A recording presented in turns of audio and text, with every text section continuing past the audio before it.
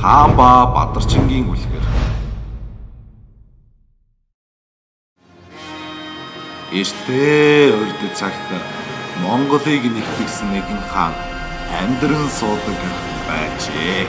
Нэгэн өдөр хаан сууж байгаа хүнийг босдол, унтаж байгаа хүнийг сэртэл, худлаа ярьж чадсан хүнд би хаан ширээгээ тавьж өгөх болно хэмээн альбжээ. Энэ зарилгийг сонссон ард иргэд хааныг олноор зорих боловч хинч хааныг хуурч чадсангүй.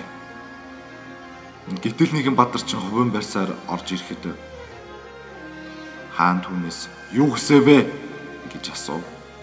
Өнөөх Бадарчин "Йоо, та намайг танихгүй байна уу? Дээр үед та надаас хувин дөрөн алт зээлсэн шүү дээ. Би алтаа авахар иргэд ирлээ" гэхэд хаан суудлаас огил харайн босч ирээд "Би яагаад чамаас алт зээлдэг билээ? Чи худлаа ярьж байна. Түүнийг барь" гэх дуунаар унтаж байсан хатнаас ирж хичээ. Гэтэл Бадарчин "Хэрвээ би худлаа ярьсан юм бол хаантан та надад суудлаа тавьж өгөх болж дээ" гэхэд аргагүй байдалд орсон хаан "Байц. Би санчглаа. Нээрээ би чамаас алт зээлсэн юм байна штэ" гэж хэлээд Бадарчин алтыг нүгч явуулсан юм гэдэг.